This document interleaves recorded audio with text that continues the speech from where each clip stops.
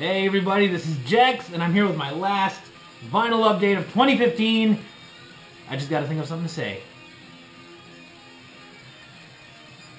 Give me a sec.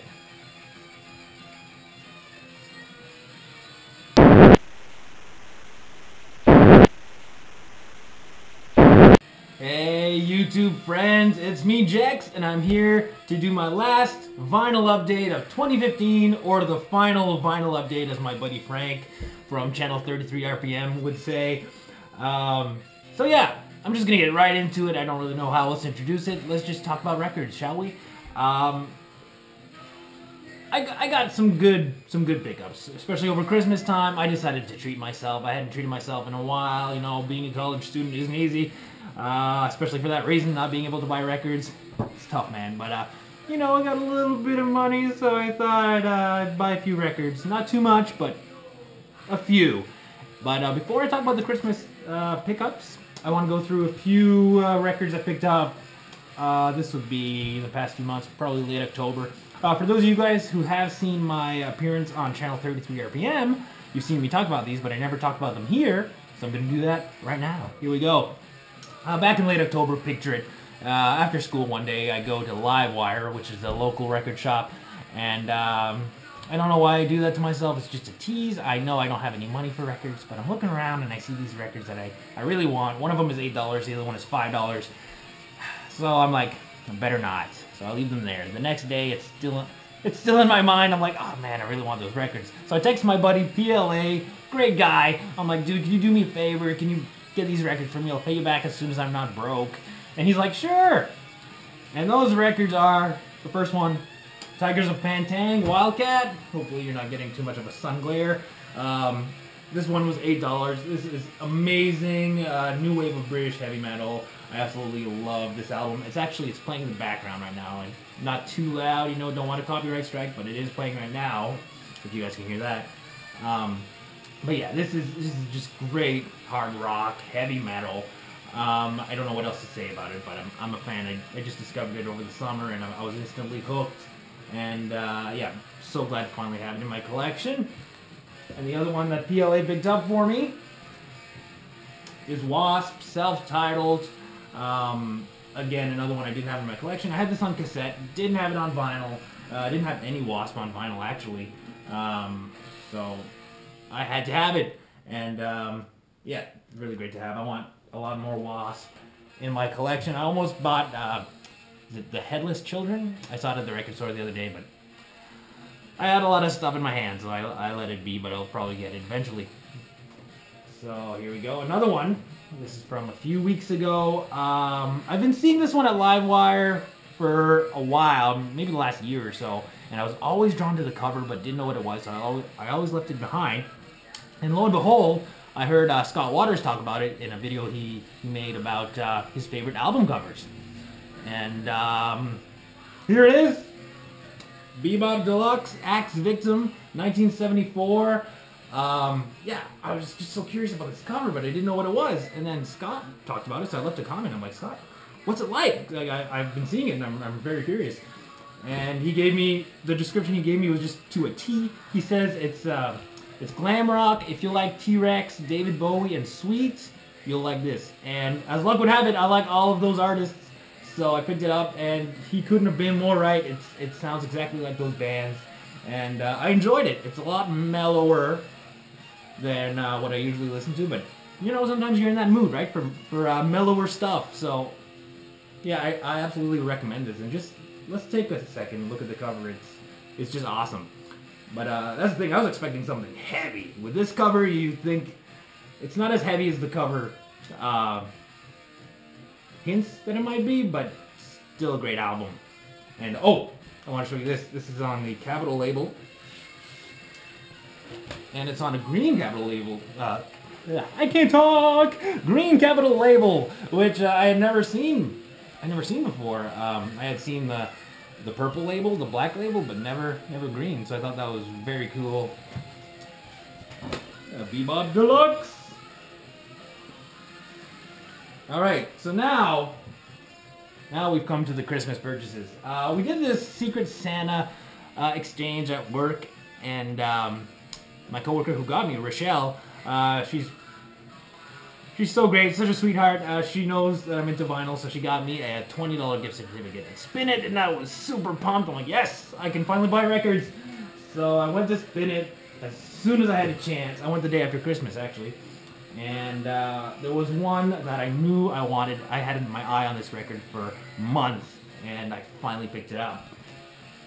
And it's Damien Thorn, The Sign of the Jackal, 1986. This is some great power thrash metal. I didn't know much about this. I saw this record, this was probably back in September. I was with my buddy PLA once again, and we're looking in the metal section, and I saw this. And the cover just spoke to me. I'm like, this is a great cover. Didn't really know what it was, so, you know, didn't have money for records anyway. And then as we were walking back home, PLA decides to look them up on his phone, like on Spotify or whatever. And we start listening to it as we walk, and I'm like, whoa, okay, I gotta go get that record eventually. And that time was now. I was so happy that it was still there. Yeah, these guys are great. Definitely give them a look if you have a chance. Like, they definitely deserve more recognition. I guess they made this album, and as soon as they released this album, they started recording a second one that was called Wrath of Darkness, I believe. But then they ran into some legal troubles or something with the label. I'm not too sure what happened there, and that album just, they didn't finish it until much later. I think they released it in 2003 or 2004. But yeah, they had a long break there, so I'd really like to find the rest of their stuff, see if it's as good as this, because this is amazing. Definitely give it a look. Check it down. I couldn't recommend it enough. Alright, and while I was at Spin It, you know, with money to spend, figured I'd get some Helix. This is White Lace and Black Leather, their second album, 1981. I didn't have any Helix on vinyl. I have some on CD, on cassette, but I didn't have any on vinyl, so I thought I'd start with this. They had their first album there too, Breaking Loose, I believe, but there was a small note on the price tag that said Slight Warp, so I thought, okay, I'll wait to find a better copy for that one. So I went for the second album, and I just listened to it this morning, and it's awesome. Again, I only gave it one spin, but so far there's a few songs that already stood out for me. Time for a Change and Hangman's Tree were the ones that I liked the most so far. This was on H&S Records, and it has a really cool custom label, and yeah, it's just an awesome record. Actually, what pushed me to buy this is I was watching SMF Captain's Howdy's video lately, where he actually has the singer, Brian Vollmer, go through the discography and the records, and that made me realize, you know what, I need more Helix in my collection. So yeah, super pumped to have this. And as I was going along through the records, found this Red Cross, Neurotica. I'm a huge Red Cross fan. I just discovered them probably about 5 years ago, and I was instantly hooked. I have their first album, Born Innocent. This is their second album. This is the 2002 reissue, and it has a slightly different cover from the original 1987 release. And I gave it a spin the other night. I was kind of on in the background. My wife and I were just kind of talking, but so I didn't really give it a good listen. But from what I could hear, it was great. Different from their first album, not as raw or punky, has a little more of a, I don't know, artistic side. You know, it's experimental too, so it was really good. I can't wait to give it another spin. Red Cross, give it a look.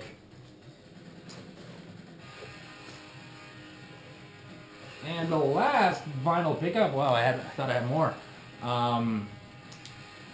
You know, they were having a sale at Spin It when I was there. It was the day after Christmas. It was 25% off all records. So I thought, okay, I'll take advantage. And you know, I was looking, but it was so hard to focus. There was so much people, and it was just so hot in there. I'm like, okay, I got to find something good. I feel like, you know, I'm going to take advantage of the sale. And I saw this one, and I thought, I've been wanting this in my collection for a while. I'll just go for it.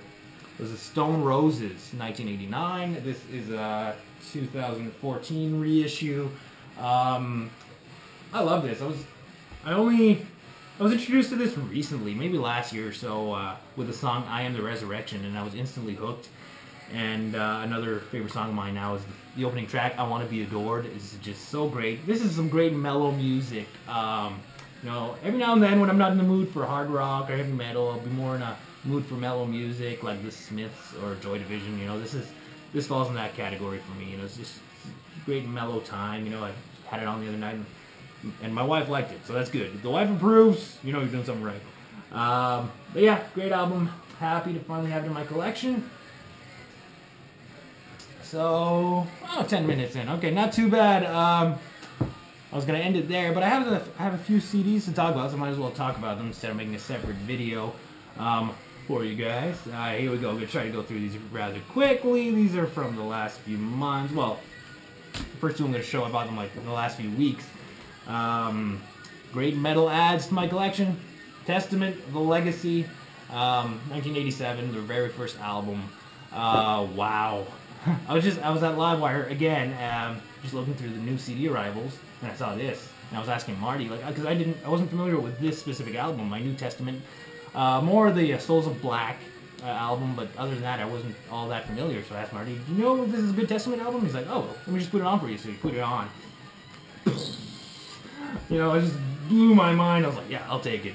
The first thing that came to mind was Ride the Lightning era Metallica for me. That's what I can compare it to. Even the vocals, I find that Chuck Billy's vocals are very similar to early James Hetfield vocals. I don't know, maybe that's just me, but I definitely thought there was a similarity there. Yeah, Testament, The Legacy, first album, couldn't recommend it enough. Got some Metal Church, Blessing in Disguise, 1989. This is their third album.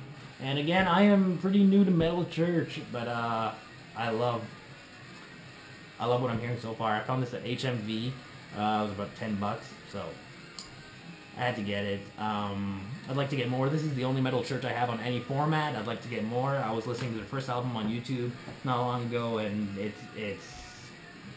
I'm liking all their stuff so far, so I'd like to find more. These next few are Value Village purchases. This is probably back in September when school first started. Got another copy of Black Sabbath's Paranoid. I had this on CD already for years and years and years, but for some reason my copy would always skip during Iron Man. Like, you know, the one song you don't want it to skip during, well, I wouldn't want it to skip during any song, but, you know, it's Iron Man, and it would always skip, and, you know, I tried everything. I got it clean, buffed, you know, everything professionally, and it would always skip, and I just never bought another copy, and then I found this at Value Village for $2. It's in mint condition, so be stupid not to replace it. I also found this that same trip at Value Village. It was a good day that day. This is Spinal Tap's Smell the Glove, the black cover. No, obviously it's Metallica's self-titled, aka the Black Album. I didn't have this one, and you know, I had to change that, so I picked it up. I like it. A lot of people say, you know, they got radio friendly, you know, they're you know, they don't have that same thrash sound anymore. And as true as that is, I still like it. I think it's a great album. Yes, Enter Sandman is overplayed, I will say that, but everything else, Sad But True, Holier Than Thou, The Unforgiven, I like it. It's a great Metallica album. The Hives, Veni Vidi Vicious. This, I think, is their second album from 2000.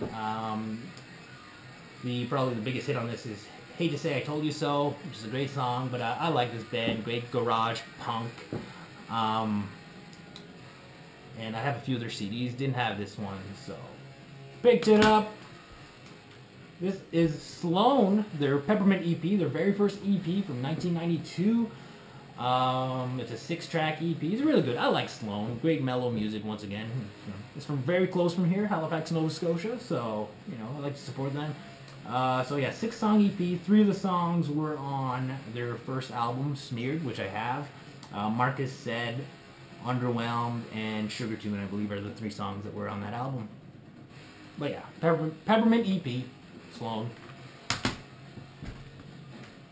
These final 3 I got at, this is probably, late August. This is right before I started school.